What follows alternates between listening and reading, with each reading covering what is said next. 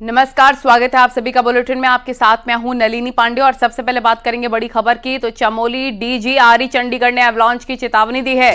सोमवार और मंगलवार के लिए जारी होगी चेतावनी। ऊंचाई वाले इलाकों में एवलांच की आशंका है और स्थानीय प्रशासन ने एडवाइजरी जारी की। ऊंचाई वाले इलाकों में ना जाने की चेतावनी जारी की गई है। बड़ी और अहम खबर, जहां पर ऊंचाई वाले इलाकों में ना जाने की सलाह दी गई है, क्योंकि कभी भी ऊंचाई वाले इलाकों में एवलांच आने की आशंका है। स्थानीय प्रशासन की तरफ से यह एडवाइजरी जारी हुई है सोमवार और मंगलवार के लिए, यानी कि आज और कल के लिए एडवाइजरी जारी हुई है कि ऊंचाई वाले इलाकों में ना जाएं, कभी भी बड़ा एवलांच आ सकता है। तो चमोली में एवलांच को लेकर यह बड़ी खबर मिल रही है।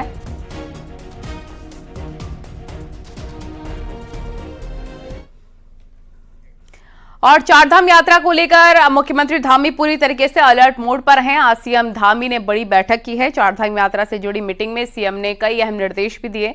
सीएम ने कहा कि चारधाम यात्रा की तैयारियां जल्द पूरी की जाएंगी और सफाई को देखते हुए ग्रीन चारधाम यात्रा अभियान शुरू किए जाएं। सीएम ने कहा है कि यात्रा शुरू होने से पहले अफसर यात्रा वाली जगहों का दौरा भी करें। वहीं पर हेली टिकटों की ब्लैक मार्केटिंग रोकी जाए और विजिलेंस की तरफ से इसकी मॉनिटरिंग के साथ कार्रवाई भी की जाए। वहीं शीतकालीन यात्रा की जगहों का मास्टर प्लान तैयार किया जाए। चारधाम यात्रा को देखते हुए हेल्पलाइन नंबर भी जारी किया जाए। श्रद्धालुओं की सुविधा के लिए मौसम के रियल टाइम अपडेट सिस्टम को मजबूत किया जाए। सीएम ने 2026 की नंदा राजजात और 2027 के अर्धकुंभ के लिए अभी से तैयारी करने के निर्देश दिए। सीएम ने कहा कि आईएएस, आईपीएस और पीसीएस अफसर उन तहसील ब्लॉक क्षेत्र को गोद लें जहां से उन्होंने नौकरी की शुरुआत की है।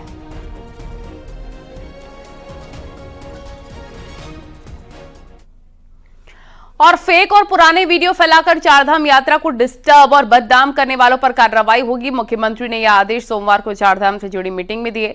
हर लेवल पर वक्त रहते व्यवस्थाएं दुरुस्त करने के भी आदेश दिए गए हैं।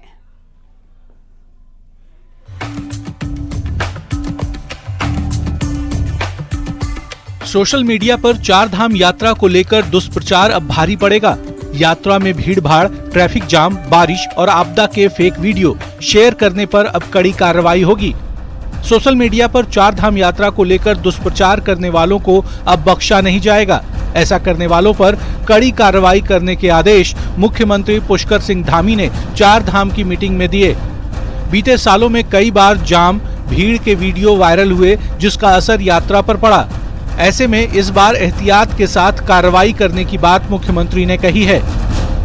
बहुत पुराने कई सालों पुराने वीडियो चला दिए जाते हैं जो यहाँ के नहीं भी होते हैं। उनका हमारे धामों से या उन स्थानों से कोई लेना देना नहीं होता है, लेकिन उनको धामों के नाम से सर्कुलेट करवा के लोगों को भ्रम में डालने का जो काम होता है, हमने कहा है कि हम तत्काल हमारे जिस विभाग से भी संबंधित वो वीडियो होंगे, जिस धामों से संबंधित होंगे, तो वहां से उनकी स्थिति को बताया जाएगा और तत्काल जो लोग इसको अपलोड करेंगे उनसे भी कहा जाएगा कि इस प्रकार की भ्रम की स्थिति न फैलाएं।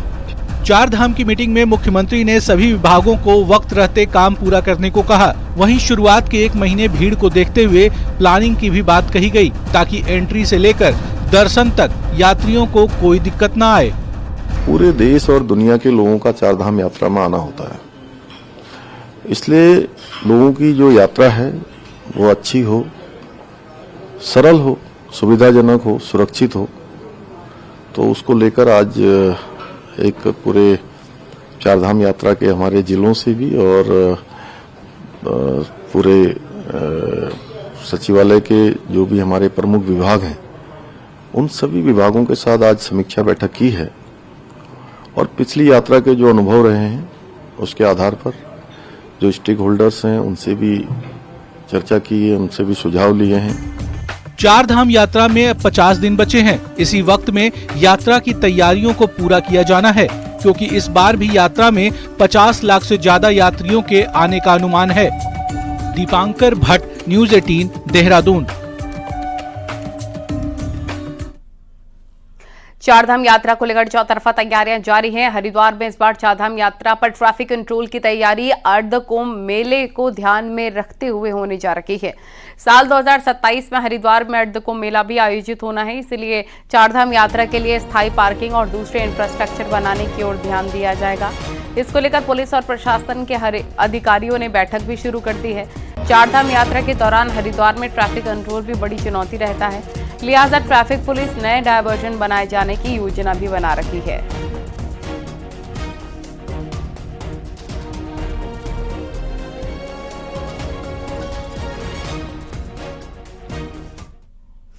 उत्तराखंड बीजेपी ने अपने 19 संगठन जिलों में 18 जिला अध्यक्षों का ऐलान कर दिया है। बीजेपी अध्यक्ष महेंद्र भट्ट ने जिला अध्यक्षों के नाम घोषित किए। हालांकि रानीखेत को फिलहाल होल्ड पर रख दिया गया है। बीजेपी ने 5 जिला अध्यक्षों को दोबारा से मौका दिया।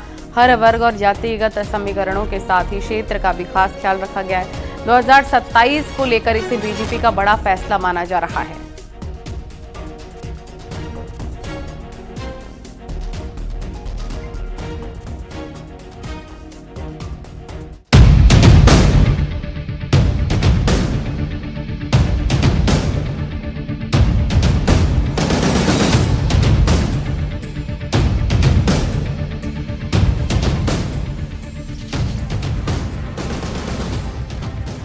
दो 2027 के विधानसभा चुनाव से पहले बीजेपी अपने संगठन को नया लुक दे रही है। मंडल अध्यक्षों के बाद सोमवार को बीजेपी ने अपने जिला अध्यक्षों के नामों का ऐलान किया।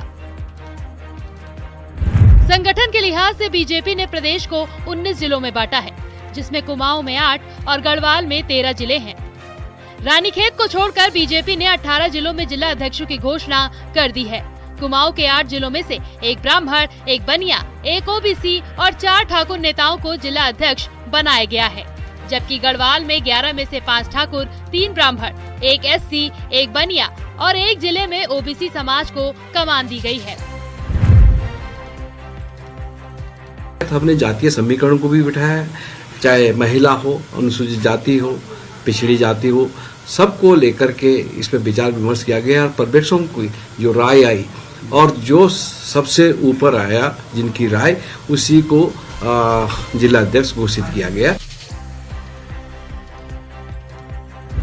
बीजेपी ने देहरादून, रुद्रपुर, पिथौरागढ़, नैनीताल और देहरादून ग्रामीण समेत 5 जिला अध्यक्षों को रिपीट किया है, तो बागेश्वर और रुड़की में महिला जिला अध्यक्ष देने का काम किया है।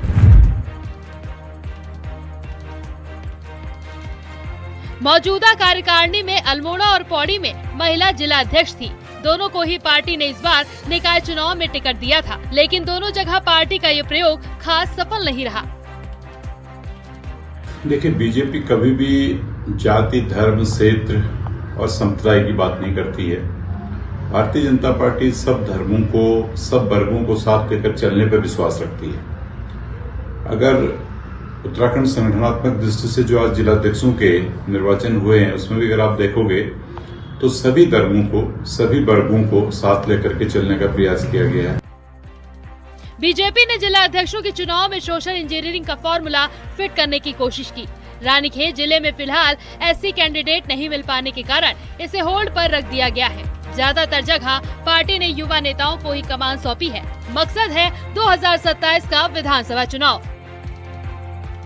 देहरादून से न्यूज 18 के लिए सुनील नवप्रभात की रिपोर्ट।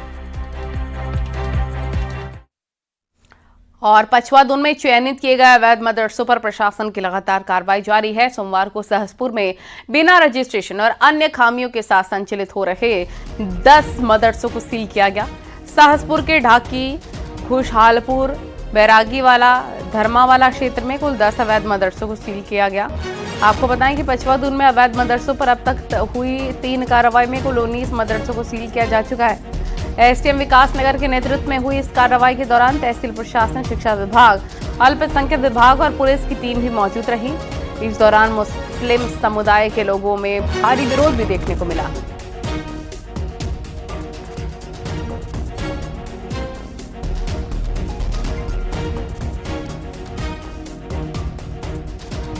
एसडीएम साहब को हमने कहा, सर हमें ये तो बताइए किस चीज की चेकिंग कर रहे हैं।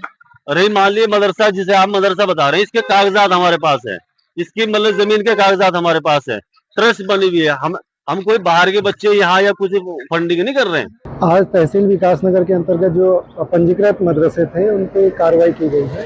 तहसपुर थाना अंतर्गत आज कार्रवाई की गई है, जिसमें टोटल 10 मदरसों पे सीलिंग की कार्रवाई की गई है और शेष कल जारी रहेगी। जो मदरसे थे इनकी जांच की गई थी और जांच की जो रिपोर्ट आई थी उसके बाद सभी लोगों को पंजीकरण के लिए अवगत करा दिया गया था। उसके बाद पंजीकृत जिन लोगों ने नहीं कराया उन पर ही कार्रवाई की।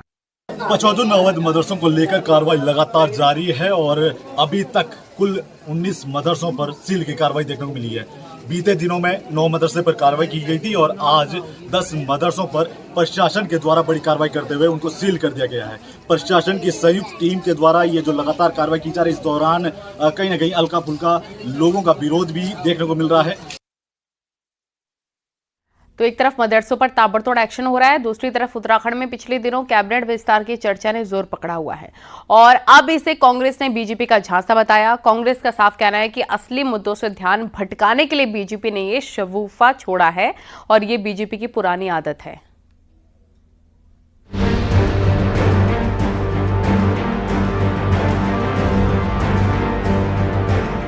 बीजेपी में कैबिनेट विस्तार और कुछ मंत्रियों की कैबिनेट से छुट्टी जैसी चर्चाओं का बाजार इन दिनों खासा गर्म है। मेन स्ट्रीम मीडिया से लेकर सोशल मीडिया तक सभी कैबिनेट विस्तार की अटकलों की खबरों से भरे पड़े हैं। कांग्रेस का कहना है कि ये बीजेपी का ट्रैप कार्ड है। जब जब सरकार और संगठन के खिलाफ कोई मुद्दा उठता है, बीजेपी उससे जनता का ध्यान भटकाने के लिए इस तरह की खबरें प्लॉट करती है। कांग्रेस के मुताबिक पहले अवैध मदरसों का मुद्दा उठाया गया और अब कैबिनेट विस्तार का। करण माहरा का कहना है कि बीजेपी का कैबिनेट विस्तार सिर्फ शिगुफा है। इन्होंने 2 कोशिश की। पहली, प्रेमचंद अग्रवाल के बयान से बचने के लिए इन्होंने मदरसे पे छेड़छाड़ करने की कोशिश की, इसमें लाउड स्पीकर। दूसरा मुद्दा उन्होंने ये वाला लिया है जो आप बता रहे हैं, कैबिनेट विस्तार का, ताकि प्रेमचंद अग्रवाल के मुद्दे या अन्य मुद्दे जो हैं जनता की नज़र से बाहर चले जाए।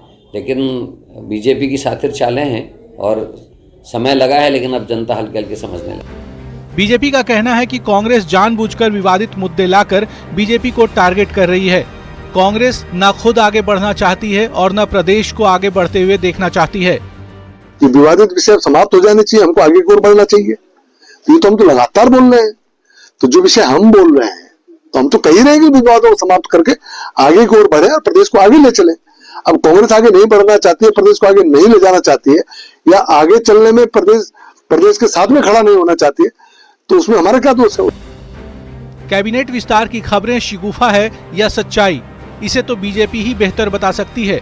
लेकिन इतना जरूर है कि इन चर्चाओं ने सियासत गरमा दी है। विपक्ष की आंखें तो इसी पर गड़ी है, मंत्रियों की भी धड़कनें बढ़ी हुई हैं। देहरादून से न्यूज़ 18 के लिए सुनील नौप्रभात की रिपोर्ट। और अल्मोड़ा के स्यालीधार में विज्ञान उद्यान का शुभारंभ किया गया है। 1 साल पहले यहां पर मानसखंड विज्ञान केंद्र खोला गया था। यहां स्कूली बच्चों को ज्ञान देने के साथ टीचरों की ट्रेनिंग का भी मुख्य केंद्र रहा है। 1 साल में 15,000 से अधिक बच्चों ने विज्ञान केंद्र का भ्रमण कर कई जानकारियां प्राप्त की। साथ ही सैकड़ों शिक्षकों की विज्ञान पर वर्कशॉप भी की। और 1 वर्ष में 15,000 से अधिक जो छात्र छात्राएं हैं उन्होंने इसका भ्रमण किया है यहाँ पर। और इसके अलावा जो टीचर्स ट्रेनिंग है वो भी हम इस केंद्र के माध्यम से करा रहे हैं। जो विज्ञान के अध्यापक हैं उनकी भी ट्रेनिंगें यहाँ चलती हैं और बच्चों के लिए भी अलग अलग वर्कशॉप्स कराई जा रही हैं।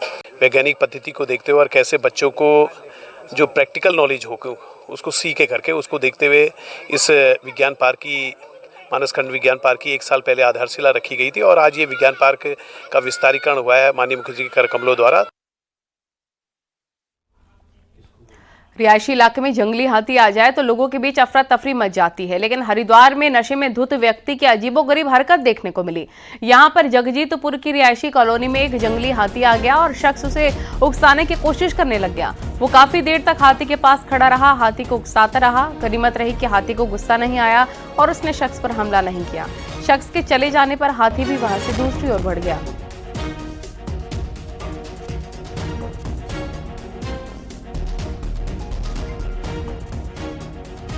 देर रात ये हाथी रिहायशी इलाके में घुस गया था और ये देखिए जगजीतपुर इलाके का ये पूरा मामला है, जहां एक शख्स हाथी के बिल्कुल करीब आ गया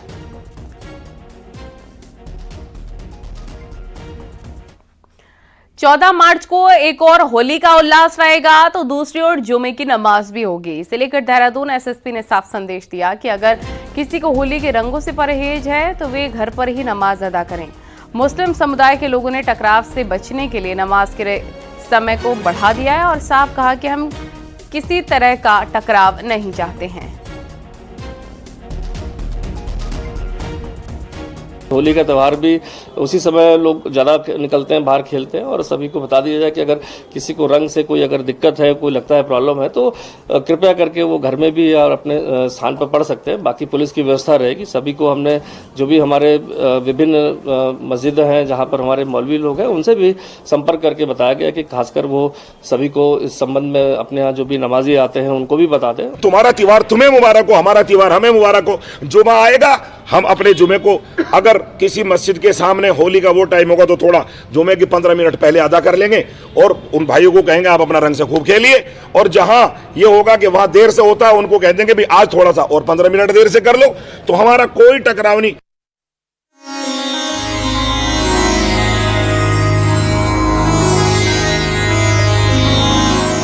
और आइए आज आपको लिए चलते हैं काली कुमाऊं। ये वो जगह है जहां से उत्तराखंड में होली का जन्म हुआ था। माना जाता है कि यहां की होली का सीधा नाता ब्रज से है। ब्रज से यहां आई होली बीते 500 साल से बदस्तूर जारी है।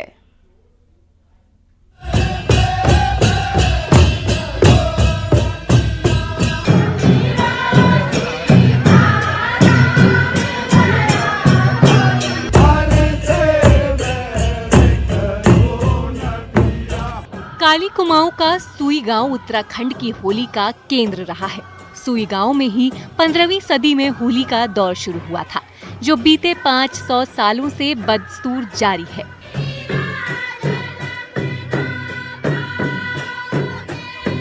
शास्त्रीय परंपरा में गाए जाने वाली काली कुमाऊं की होली सदियों की विरासत का प्रतीक है।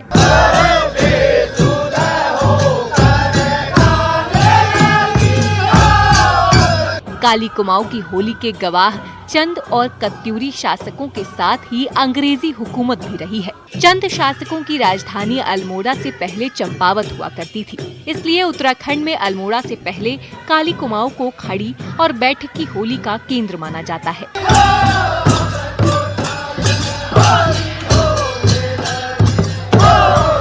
बीते कुछ सालों में काली कुमाऊं की होली पर मंडराए संकट को देखते हुए अब हर साल लोहा घाट में 2 दिनों का होली महोत्सव होता है।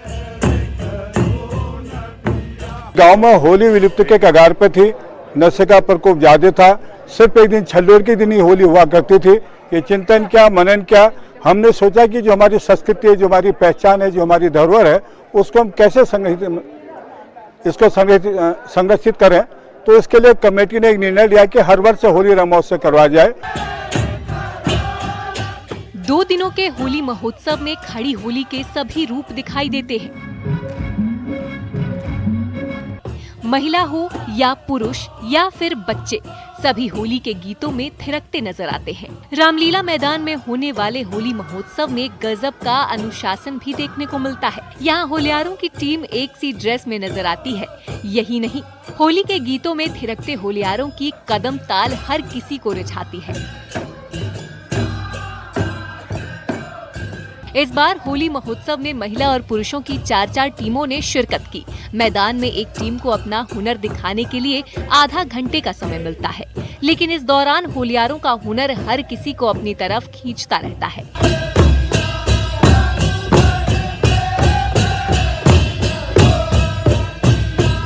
आलम यह है कि दर्शकों से भरे मैदान में पूरी तरह सन्नाटा नजर आता है। सुनाई देते हैं सिर्फ और सिर्फ होली के गीत।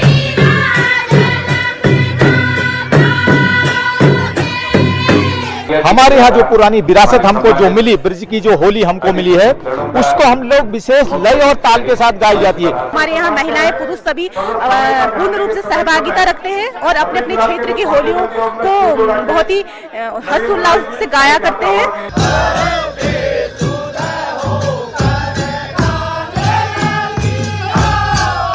ब्रज की होली की तर्ज पर काली कुमाऊं की होली भी भक्ति, प्रेम और श्रृंगार रस से भरी होती है। यहाँ की होली में ब्रज, अवधी और क्षेत्रीय बोली का गजब तालमेल दिखाई देता है।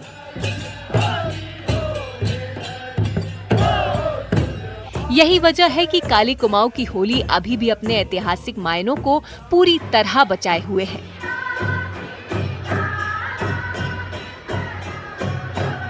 वैसे होली तो पूरे देश में मनाई जाती है, लेकिन काली कुमाऊं की होली का अपना ही अंदाज है, अपना ही महत्व है। 500 साल के ऐतिहासिक धरोहर को समेटे काली कुमाऊं की होली काली कुमाऊं में ही नहीं बल्कि पूरे कुमाऊं के भीतर पहचानी जाती है। और काली कुमाऊं वो स्थान है जहां से होली पूरे के पूरे उत्तराखंड में फैली है।